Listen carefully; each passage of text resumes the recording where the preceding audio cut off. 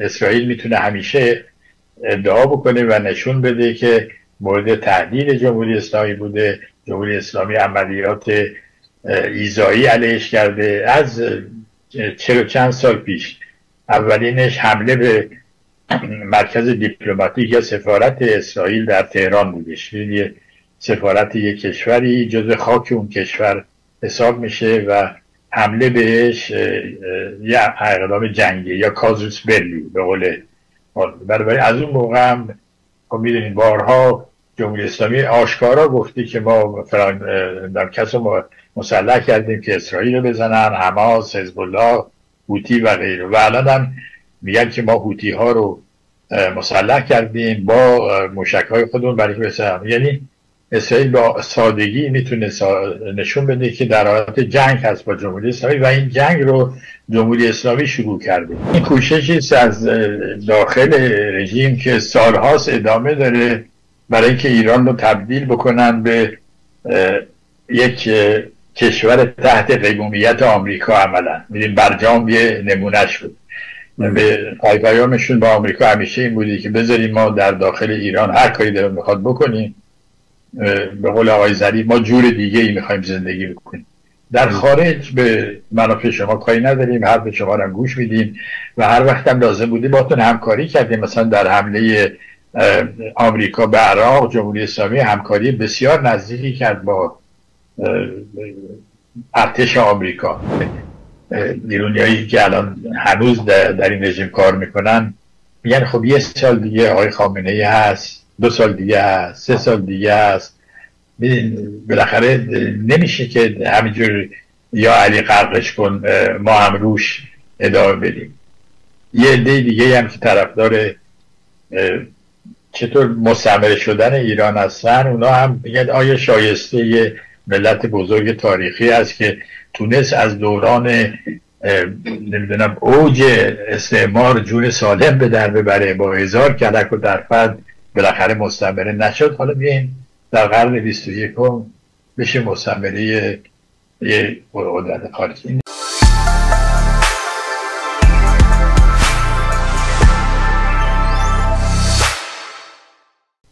بعد ببینید هم آقای ترامپ هم آقای نتانیاهو و هم شاید رهبران بقیه کشورهایی که به ایران علاقه‌مند هستند، کشورهای همسایه‌مون، کشورهای اروپایی، روسیه، چین، هند، همه اینا بر سر چطور بگم تشخیص درد متفقن. یعنی همشون متفقن که جمهوری اسلامی به شکلی که الان هستش خطری است برای همشون.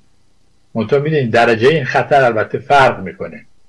میدونید مثلا برای آقای نتانیاهو این خطر فوریت داره، نزدیکتره بهش. برای آقای ترامپ این خطر دورتره و فوریت نداره.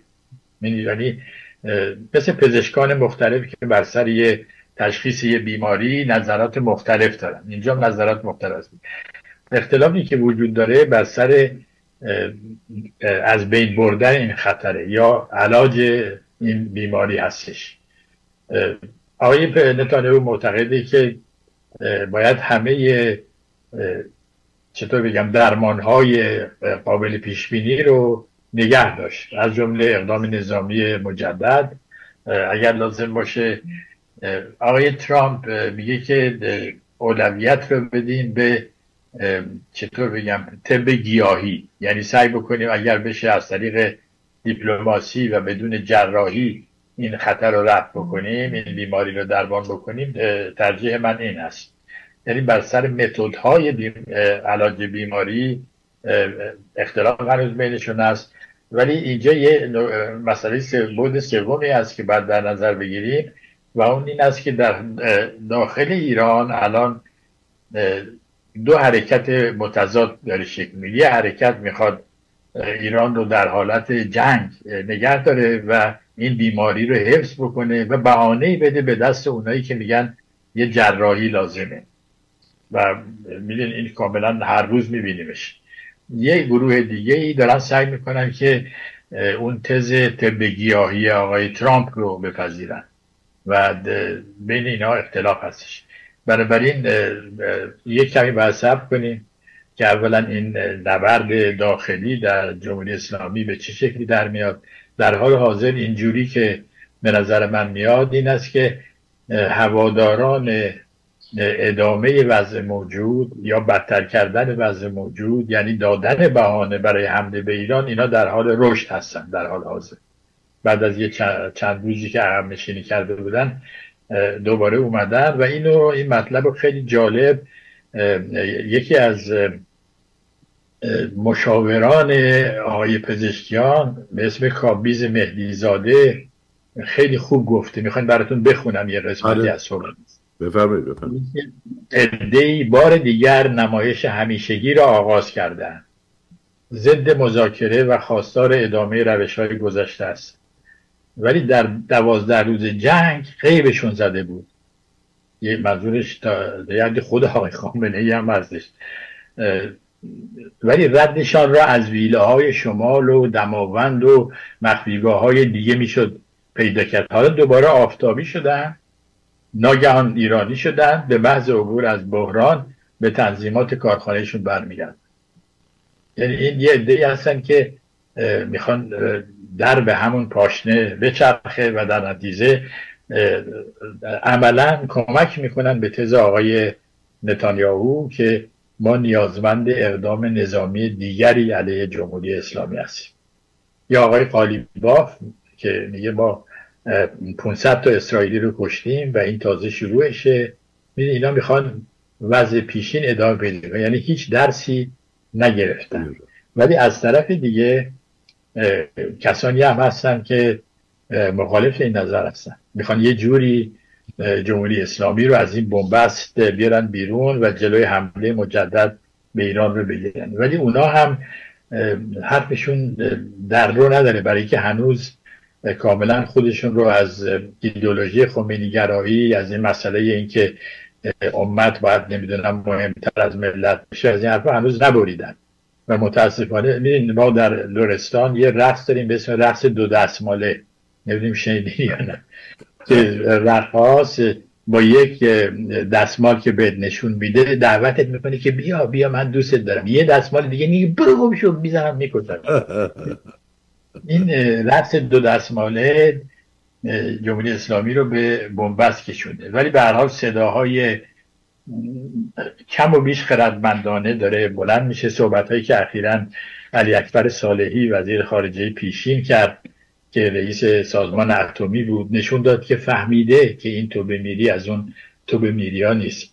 صحبتی که منوچهر متکی وزیر خارجه اسبق کردش که گفت ما در یه روز بیش از 8 سال جنگ با عراق صدمه دیدیم. میدونید که اینا نشون. یه صحبت جالب دیگه آقای حناچی کرد، نمیدونم اصلا اسمش شنیدی بود یا نه، شهردار تهران بوده یه موقعی.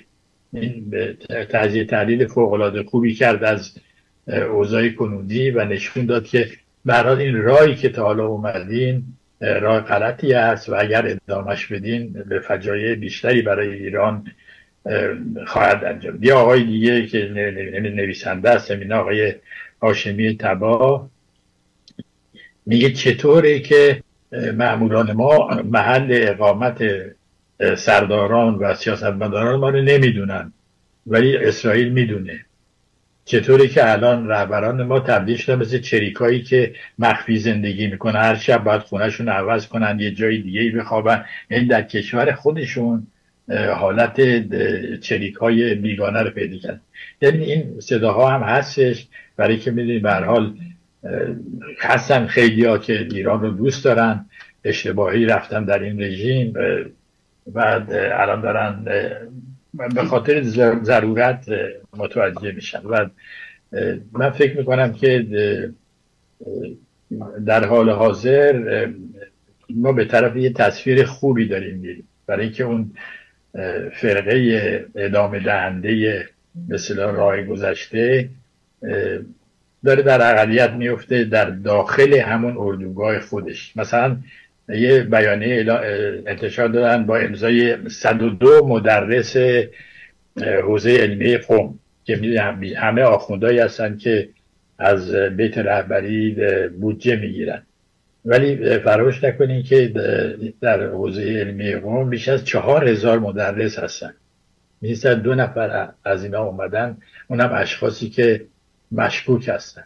یکیشون هستن آقای عراقی، تبعی انگلیس، فارغ التحصیل دانشگاه ساوثهمپتون، پسرش الان هنوز اونجاست. می‌بینین بنابراین هر چی سعی میکنن که نشون بدن در داخل خود رژیم هنوز چطور یک رفاقی به وجود اومده، نمیتونن. در ضمن این لغت رفاق هم یادتون باشه ما راه انداختیم تو برنامه شما و بعد آقای پزشکیان ازش گرفت، سوء استفاده کرد. حالا ایشون یه لغت دیگه ای رو که باز در برنامه شما راه انداختیم گرفته، ولی نمیفهمه معنیش چیه. لغت انسجام، خیال میکنه انسجام به معنای همبستگیه و هی مرتب از انسجام ملی صحبت میکنه. حالا من فکر میکنم که برای اینکه قضیه رو پیچیده تر بکنیم یه لغت دیگه هم راه بندازیم و اون انشاده. بله، ولی ببینین نمیدونم با اصطلاح حبل المتین آشنا هستین یا نه، یعنی تناب محکمی که باید بهش متوسل بشین در مواقع طوفانی اینا. این حبل المتین ما ایرانیت ماست، میدونی، و باید واقعا تنها چیزی که الان داریم، یعنی اگر ایران بخواد نجات پیدا بکنه فقط این مفهوم ایرانی بودن و ایرانیت هست که میتونه ما رو نجات بده. و این یه مسئله شعاری و احساساتی نیستش، براتون توضیح میدم. یه مسئله بسیار عملی یا پرگماتیک سیاسی هستش. وقتی گفتیم ما یک ایرانی میخوایم و ایرانی هستیم یعنی چی؟ یعنی اینکه دنبال صدور ایدئولوژی نیستیم. این خیلی مهمه. یعنی ما نمیخوایم بقیه کشورها رو شبیه خودمون بکنیم. ما ایرانی هستیم، نمیخوایم شبیه دیگران بشیم. جهان وطنی هم نیستیم. یعنی میدونیم مثلا استالین، ما نمیخوایم تمام دنیا رو سوسیالیست بکنیم. این در زبان روسی اصطلاحی هست به اسم چین. چین یعنی مرتبه یا منزلت، و روسیه میدونید خیلی کشور سلسله مراتبی بوده همیشه. یعنی هیچ کشوری اینقدر سلسله مراتب بین اشراف و صرف وجود نداشت. چین شما هرچی باشه، بله. جمهوری اسلامی یک همچین سیستمی به وجود آورده که چین شما یا مقام و منزلت شما رو دستگاه دولتی تایید میکنه با مراجعه به ایدئولوژی. مثلا که شبیه کارهایی که استالین میکرد. مثلا رهبر حزب کمونیست فرانسه موریس تورز وقتی هر تابستون برای تعطیلات میرفت به روسیه با خانوادهش، بر اساس اون چین که داشت بهش یه ویلای تعطیلاتی میدادن. الان هم در جمهوری اسلامی رهبران حزب الله، رهبران حماس، رهبران هوتی، اینا همه چین های خودشون دارن، یعنی سلسله مراتب مخصوص خودشون دارن. ولی وقتی گفتیم ما ایرانی هستیم، از این سیستم بیاییم بیرون. ما یک ملتی هستیم با شهروندان مساوی، هیچ گونه تعهدی هم نسبت به کشورهای دیگه خارج از قوانین بین‌المللی نداریم. آرمان ما آزادی فلسطین یا هر جای دیگه ای نیستش. این موضوعات تا اونجا به ما مربوط میشه که عضو سازمان ملل هستیم و به طور کلی هر وظیفه‌ای در این زمین داشتیم انجام میدیم.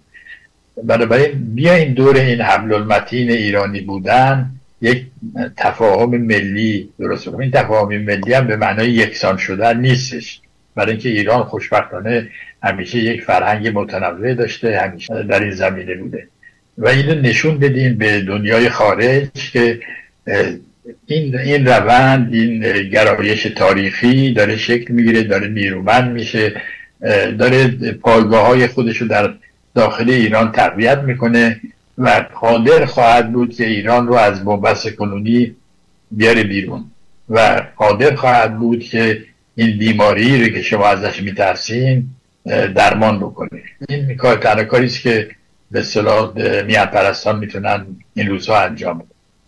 ببینید این کوششی است از داخل رژیم که سالهاست ادامه داره برای اینکه ایران رو تبدیل بکنن به یک کشور تحت قیمومیت آمریکا. عملا میدین برجام یه نمونهش بود. به پیامشون با آمریکا همیشه این بودی که بذاریم ما در داخل ایران هر کاری دلمون میخواد بکنیم، به قول آقای ظریف ما جور دیگه ای میخوایم زندگی بکنیم، در خارج به منافع شما کاری نداریم، حرف شما رو گوش میدیم و هر وقت هم لازم بودی باتون همکاری کردیم. مثلا در حمله آمریکا به عراق جمهوری اسلامی همکاری بسیار نزدیکی کرد با ارتش آمریکا. هواپیماهایی که صدام حسین فرستاده بود که در ایران محفوظ بمونه، موقعی که میخواست بهش پس ندادن. این خلبانای آمریکایی رو که تصادفاً افتادن در خاک ایران بهشون پس دادن. ببینید بنابراین الان فکر میکنم که به اصطلاح دو انتخاب در مقابل ایران بیشتر نیست. یکی اینکه یک کشور تحت قیمومیت آمریکا بشیم از طریق یک چیزی مثل برجام که برای کسانی که من اسمشون رو گذاشتم ذوحیاته، این فرمول خوبی ذوحیاته، این ایرانیایی هستن که نصف سال در خارج زندگی میکنن، پول و نمیدونم خونه‌هاشون در خارجه، ولی طرفدار جمهوری اسلامی هم یه چند ماهی هم میرن به جمهوری اسلامی و برمیگردن. و این یه طرز فکری است که در استعمار کلاسیک هم بود. مثلا اون کسایی که هندو اداره میکردن یه مدت در انگلیس میرفتن، یعنی بچه‌هاشون در انگلیس درس میخوندن، خودشون در انگلیس میرفتن بیمارستان، ولی از هندوستان رو غارت میکردن. این انتخاب دیگه انتخابی است که آقای خامنه‌ای عرضه کرده و اونی که مقاومت تا نابودی، تا آخرین قطره خون. یعنی چطور بگم، سناریوی حسینی. به هر حال امام حسین خب شهید شد، چیزی گیرش نیامد. یعنی دو تا سناریوست.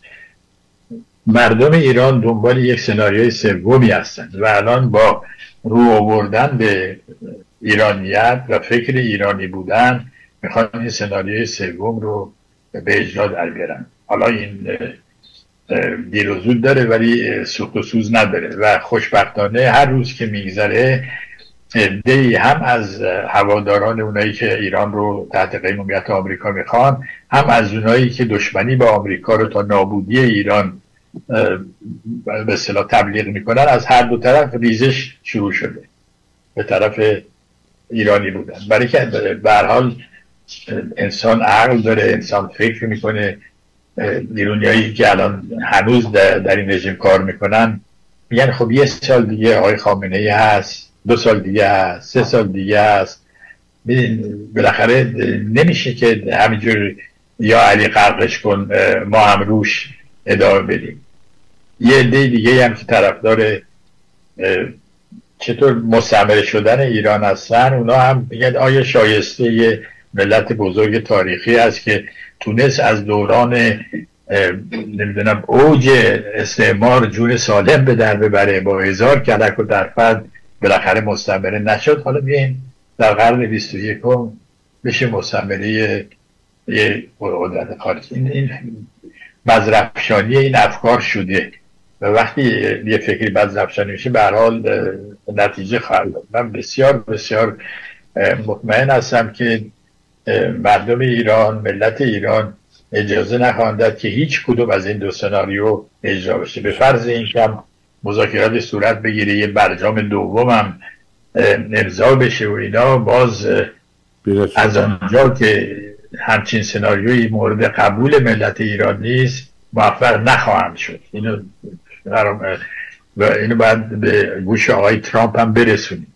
یعنی فردا اگر اومدن گفتن آقای ترامپ هر چی تو میذاری من زیرش امضا میکنم، فایده ای نداره، برای که نظام کنونی نمیتونه دیگه اون چیزی رو که وعده میده ارائه بکنه. مثل که شما برید تو یه مغازه، یارو نداره اون جنسی رو که شما ازش میخواید، میخواد بده برای که مغازه‌اش نداره.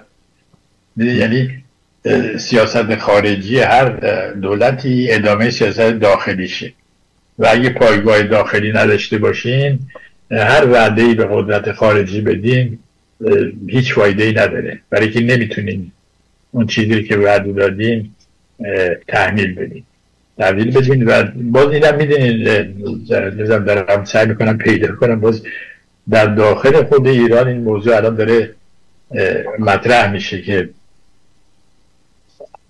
ببخشید بله آقای دیاکوی حسینی مثلا که باز یکی از شخصیت‌های رژیم هستش میگه که ما اگر قدرت ملی می داشتیم کسی توان حمله به ما رو نداشت. خیلی مسئله مهمی است. این قدرت شامل عوامل چیه؟ منابع اطلاعی، سطح حجم جمعیت، توانمندی اقتصادی و حمایت مردمی. اینا واقعیاتی است. حالا آقای کیهان آقای شریعت مداری که اسرائیل را از صحنه روزگار حذف خواهیم کرد، ولی واقعیت اینه که الان در داخل خود رژیم هم کسانی هستن که دارن به آقای ترامپ سیگنال میدن یا علامت میدن که به فرض این که هم اینا باید یه چیزی بکنن فایده نداره، برای که اون کاغذی که امضا بشه مورد تأیید مردم ایران نخواهند بود. یعنی مردم ایران حاضر نیستن به خاطر یک رژیمی که واقعا سرکوبشون کرده، به بنبست کشوندتشون، بزرگترین جنایات علیشون انجام داده، بیان تبدیل بشن به مستعمره آمریکا یا هر کسی دیگه. ببینید اسرائیل مثل هر کشور عضو سازمان ملل متحد حق دفاع از خودشو داره. ماده 50 منشور سازمان ملل متحد و منتها بعداً اگر کسی این نظر رو یا این حمله رو به چالش کشید میرن به شورای امنیت. شورای امنیت تصمیم میگیره که آیا این حمله توجیه پذیر بوده یا نبوده، ولی در حال حاضر هیچ کس نرفته به شورای امنیت. مثلا آقای ولایتی وزیر خارجه اسپر یک مقاله مفصلی نوشته که ما چرا نمیریم به شورای امنیت و شکایت بکنیم که این حمله‌ای که به ما شده توجیه پذیر نیست. برای اینکه دیپلماتایی که در جمهوری اسلامی هستن، شاید آقای ولایتی ندونه، ولی اونا میدونن که جمهوری اسلامی نمیتونه اینو ثابت کنه، برای اینکه اسرائیل میتونه همیشه ادعا بکنه و نشون بده که مورد تهدید جمهوری اسلامی بوده، جمهوری اسلامی عملیات ایذایی علیهش کرده. از 40 و چند سال پیش اولینش حمله به مرکز دیپلماتیک یا سفارت اسرائیل در تهران بودش. یه سفارت یک کشوری جزو خاک اون کشور حساب میشه و حمله بهش یه اقدام جنگی یا کازوس بلی به قول. برای از اون موقع هم میدونید بارها جمهوری اسلامی آشکارا گفتی که ما در کس رو مسلح کردیم که اسرائیل رو بزنن، حماس، حزب الله، هوتی و غیره، و الان هم میگن که ما هوتی ها رو مسلح کردیم با موشک های خودمون برای که بسازن. یعنی اسرائیل با سادگی میتونه نشون بده که در حالت جنگ هست با جمهوری اسلامی و این جنگ رو جمهوری اسلامی شروع کرده، اسرائیل نکرده. این 12 روز یک بخشی از یک جنگ 47 ساله بوده، یعنی یک نبرد بوده. اینطور در تاریخ اروپا هم جنگ های 30 ساله داریم، جنگ های 100 ساله داریم. در خود جنگ ایران و عراق 8 سال طول کشید، ولی میدونی از 22 تا نبرد تشکیل میشد. بنابراین نمیشه در این 12 روز خلاصش کرد و این جنگ به یک معنا هنوزم ادامه داره، برای اینکه وقتی آتش بس اعلام میکنی یعنی یه جنگی هست.